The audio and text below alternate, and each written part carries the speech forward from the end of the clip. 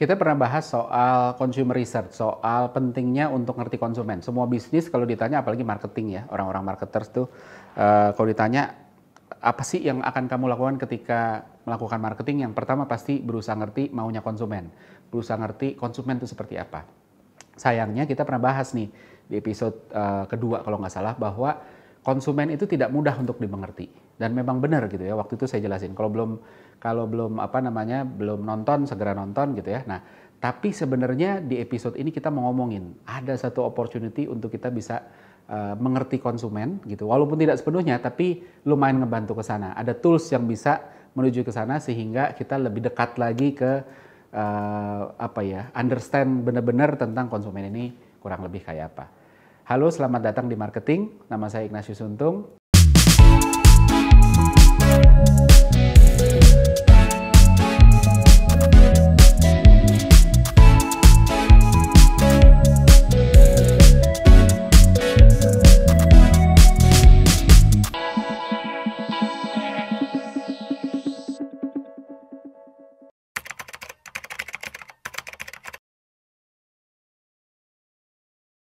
Topik kali ini menarik sekali karena kita ngomongin soal soal otak manusia gitu ya. Kita selalu mau tahu konsumen itu tertarik sama apa sih, memproses informasi kayak gimana sih ketika kita tunjukin iklan, gimana dia memprosesnya, apa yang menarik buat dia, apa yang enggak. Terus ngambil keputusannya gimana gitu ya. Kalau kita tahu seolah-olah terus habis itu masalahnya kita beres ya, masalah pekerjaan. Mau jual apapun kayaknya bisa dijual lah gitu ya. Nah, masalahnya itu tadi, research ini tidak bisa selalu memecahkan ini gitu ya, karena ada beberapa hal dalam hidup kita yang yang tidak bisa diartikulasikan gitu ya, bukan karena kita nggak bisa ngomong, tapi karena proses yang terjadi di otak kita lumayan ribet gitu ya. Walaupun ada yang memang bisa. Contoh ya, kalau kita ngomongin misalnya ada satu apartemen kebakaran terus orang lari turun, terus kita bisa tanya, kenapa Bapak turun gitu ya? Apa yang bikin Bapak turun? Kita mungkin bisa bilang, oh saya lihat asap, saya lihat api, atau oh ada alarm kebakaran gitu ya. Sama juga kalau kita bilang ada orang nginep gitu ya di hotel yang angker terus kabur ketakutan lari ke bawah gitu ya ke lobi. Terus kita bisa tanya, apa yang bikin Bapak Ibu lari ke bawah gitu kan? Mungkin bisa spesifik ngomong suara ketawa, oh saya dengar ada suara cekikikan, atau ada suara tangis, atau ada barang gerak sendiri gitu ya. Nah, tapi sayangnya nggak semua bisa gitu ya. Contoh apa? Contoh kalau kita ini contoh yang selalu saya omongin ya. Kalau ditanya gitu kan, kenapa kita suka sama lagu tertentu? Apa sih bagian mana yang bikin kita suka? Agak sulit. Apakah karena teksnya? Kayaknya nggak juga ya, karena liriknya, bahkan kalau emang suka sama liriknya, ya udah liriknya kita pindahin deh ke lagu lain, apa tuh habis itu jadi enak, kan enggak gitu ya. Gitu. Terus habis itu sama juga, kenapa kita stay atau setia sama pasangan gitu ya. Bukan karena spesifik momen, tapi memang karena kolektif gitu. Jadi sama juga, yang membuat kita suka sama lagu, itu juga sebegitu kompleksnya, dan banyak bagian-bagian yang terus akhirnya jadi kolektif, yang bikin kita suka sama pasangan juga banyak hal, banyak momen yang akhirnya kolektif. Sama juga buat produk pun juga sama gitu. Jadi nggak cuma satu dua hal, tapi juga kolektif gitu ya. Termasuk kalau ditanya kenapa beli HP tertentu gitu ya, secara spek mungkin sama gitu ya, ada yang lain juga yang sama gitu, secara harga ada yang lebih murah, ada yang lebih mahal, kenapa pilihnya ini gitu. Jadi itu tadi gitu, ketika ngomongin buying decision pun juga multifaktor, nggak cuma satu gitu. Kita nggak bisa cuma ngomong satu, dan bahkan otak kita ngeprosesnya kayak apa kita nggak selalu bisa tahu, karena diproses di otak kita tuh di dua tempat, satu secara sadar, satu lagi secara bawah sadar. Yang sadar kita bisa sebut gitu ya, yang bawah sadar kita nggak bisa sebut karena memang kita nggak punya aksesnya ke bawah sadar gitu. Contoh nih, saya kasih gambaran bagaimana kita tidak berdaya terhadap kemampuan bawah sadar kita adalah gini deh, kita semua pasti pernah mimpi ya. Begitu kita mimpi, malam-malam pagi bangun kita sadar, inget, oh iya tadi mimpi apapun itulah gitu ya, mimpi dikejar-kejar bos gitu ya, dikejar-kejar deadline. Terus habis itu kita inget detailnya, tapi kita nggak nyebutin. Kalau kita nggak nyebutin, kita cuma inget sebentar, oke. Terus habis itu kita ya udah ke kamar mandi, ngapain segala macam, beraktivitas. 1-2 jam kemudian, tanya deh, lu inget nggak tadi mimpi apa? Mungkin ingetnya cuma besarnya, oh ya gue mimpi dikejar-kejar bos, tapi detailnya kita udah hilang. Kenapa? Karena mimpi di prosesnya itu di bawah sadar. Jadi itu tadi, banyak hal-hal yang memang dalam hidup kita itu diprosesnya bawah sadar sehingga kita nggak bisa masuk gitu ya. Kalau beli produk nggak semua bisa begitu. Ada yang memang juga bisa spesifik. Contoh misalnya, Bukan berarti itu habis itu semuanya bawah sadar ya, habis itu makin susah lagi kita jualan. Contoh ya, kalau kita jual apa ya, misalnya jual orang cari ya karena kemarin musim COVID ya, orang cari suplemen vitamin D yang dosis tinggi gitu ya. Pasti begitu cari dia milih brand yang dilihat nih ingredientsnya mana yang kandungan dosis vitamin D-nya paling tinggi gitu ya. Atau misalnya orang yang beli Samsung Galaxy Note ya, karena ini unik ya, satu-satunya yang punya pen. Mungkin dia bisa bilang, oh karena ini satu-satunya yang ada pen dan saya butuh untuk bisa catat-catat gitu. Nah, tapi proses bisa atau enggaknya kita articulate ini itu bergantung sama beberapa faktor. Pertama tipe produknya gitu ya. Apakah produknya ini high involvement atau enggak? Ketika dia high involvement cenderung bisa diarticulate karena produk-produk yang high involvement itu processingnya tuh lumayan conscious dan lumayan detail sehingga kita bisa mengingat gitu ya. Walaupun nggak semua ya. Contoh misalnya kalau kita ngomong rumah ya. Rumah itu sering kali, dulu kan saya pernah kerja di properti portal ya. Nah, rumah itu menarik kayak gini, kita bisa tanya, Bapak cari rumahnya kayak apa? Oh saya cari rumah 200 meter, luas tanahnya, luas bangunan minimal 100 meter, 3 kamar tidur, ada kolam renang misalnya gitu ya. Kita cariin, dapat rumahnya, speknya memenuhi. Begitu dilihat ke sana, aduh apa ya, saya nggak tahu tapi ada yang belum pas ya. Jadi itu, padahal properti rumah itu adalah high involvement product. Processingnya tuh luar biasa detail ya, tapi itu pun bahkan kita nggak bisa jawab gitu. Karena memang itu tadi, bawah sadar juga masih tetap ikut bermain gitu ya. Jadi pertama tipe produk. Yang kedua adalah tipe buying. Tipe buying itu apa sih? Buying itu macam-macam, ada yang habitual, ada yang impulse. Kalau habitual itu biasanya terjadinya bawah sadar. Ketika contoh apa? Kita beli sampo, beli pasta gigi, segala macam itu kan ya udah setiap bulan beli, sebagian besar orang beli merek yang sama, balik lagi. Dan kalau ditanya kenapa beli itu? Awalnya dulu beli itu mungkin ingat, mungkin enggak gitu. Tapi begitu kembali repeat purchase-nya, mungkin kita nggak tahu gitu. Nah, sementara kalau yang impulse itu biasanya ada triggernya. Oh, saya beli karena misalnya ada diskonnya. Walaupun balik lagi, apakah beneran karena diskon? Kalau beneran karena diskon, ya udah diskon yang sama kita aplikasikan ke produk lain. Ternyata enggak. Nah, kenapa begitu? Karena itu tadi, buying purchase itu juga journey, bukan cuma satu titik kita lihat suka terus langsung beli. Ada yang begitu, tapi sebagian besar enggak. Gitu. Termasuk yang tadi yang impulse yang kita lihat diskon di anggap aja diskon apa ya? Diskon alat-alat, kalau ibu-ibu tuh diskon alat masak deh ya. Lagi ke mall lihat kok ada demo masak terus ngelihat gitu ya.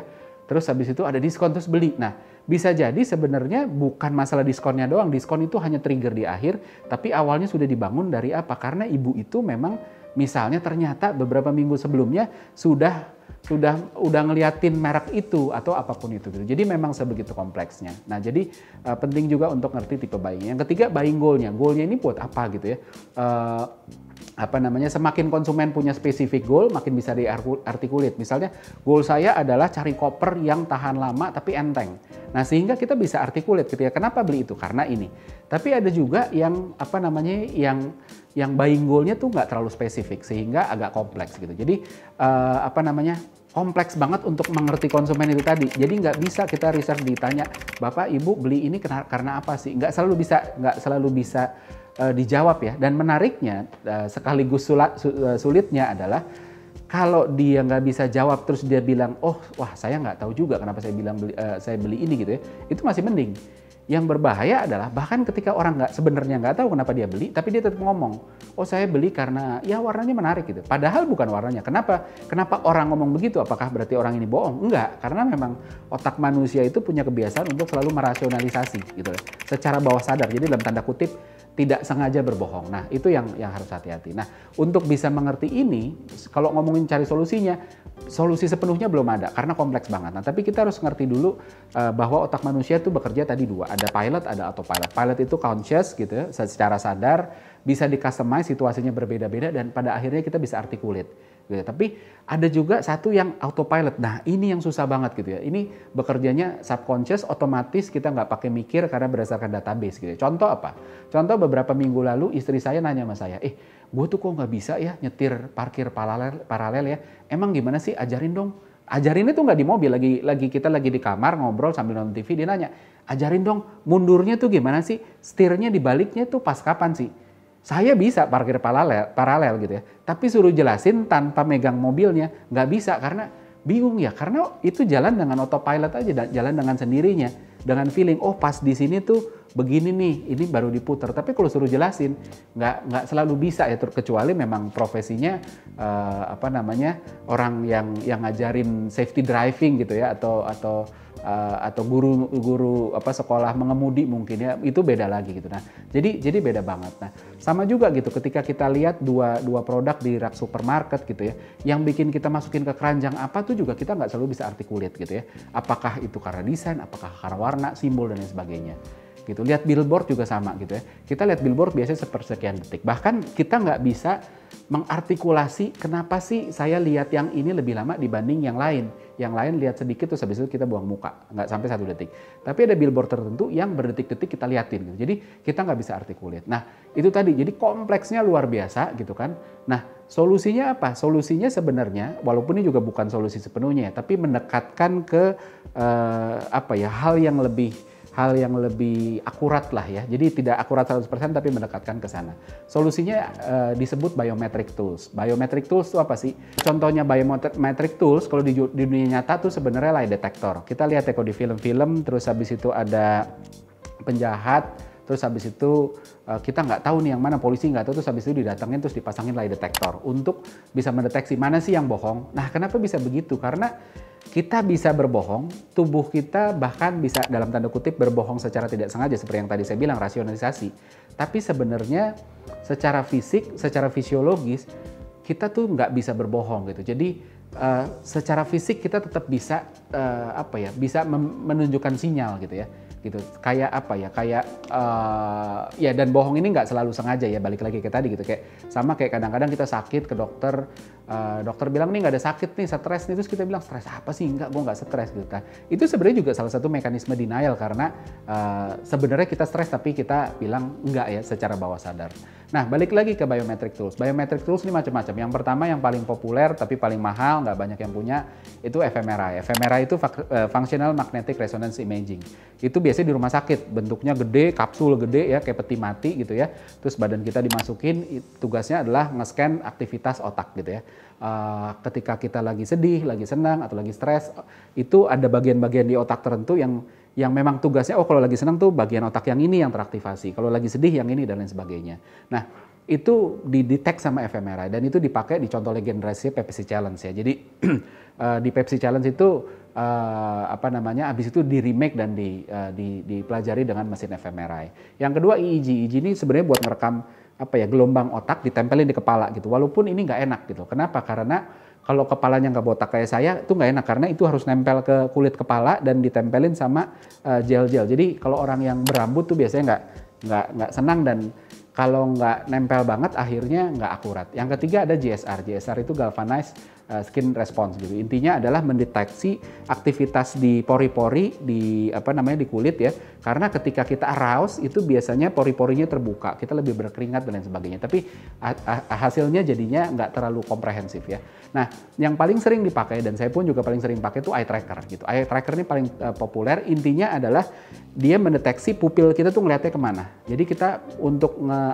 ngetes stimulus, apakah ini menarik, apakah enggak, itu kan ngelihat ya. Kalau begitu orang lihat, artinya dia tertarik sama ini. Ketika dia lihat ininya lama, itu juga artinya dia tertarik sekali dan sebagainya. Jadi eye tracker ini ngelihat arahnya kemana dan berapa lama gitu. Bentuknya ada 3, satu desktop untuk ngelihat yang stimulus di laptop atau di desktop.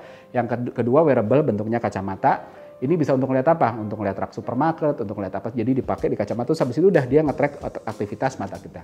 Yang ketiga, bentuknya software, aplikasi. Jadi AI-based, artificial intelligence. Jadi itu sudah mengambil dari sampel yang ribuan sampel, terus habis itu diambil benang merahnya, terus dijadikan satu modul untuk bisa mendetek. Nah, itu gampang banget, kita tinggal upload filenya, terus habis itu nanti di-scan sama dia, nggak butuh responden sama sekali, terus keluar. Oh, kalau stimulusnya kayak gini, orang akan lihat ke sini.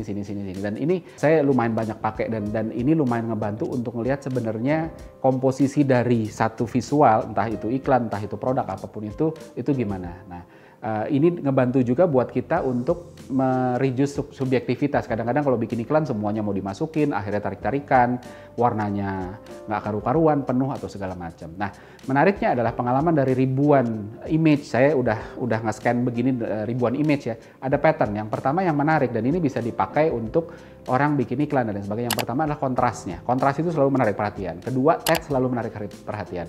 Ketiga, penggunaan orang, apalagi ada mukanya, itu menarik perhatian. Karena orang itu selalu tertarik sama muka orang. Jadi ketika ada foto orang, mata kita pasti langsung ke sana duluan.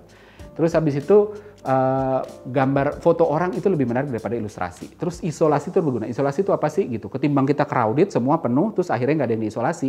Kadang-kadang ngumpulin image di tengah, sekelilingnya kosong, itu malah mata kita jadi tertarik ke sana. Jadi memang intinya eye tracker ini lumayan banyak membantu gitu ya untuk lebih mengerti konsumen yang sebegitu kompleksnya yang memang susah banget untuk ditanya dengan survei biasa gitu. Dan walaupun nggak akurat 100% tapi lumayan ngebantu. Demikian episode kali ini. Terus buat tambah seru lagi ada kuis juga untuk hari ini, detailnya sebagai berikut.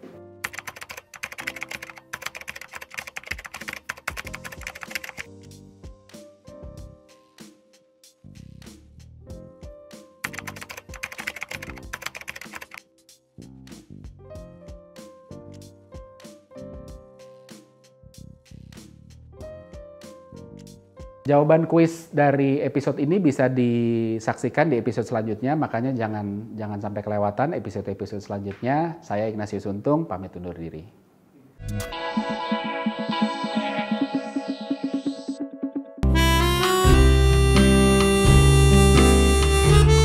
Gimana? Seru-seru kan videonya? Kalau suka, jangan lupa komen dan like ya. Masih banyak juga nih video-video yang keren-keren lainnya, gitu kan? Dan jangan lupa subscribe juga Marketrics TV di sini nih.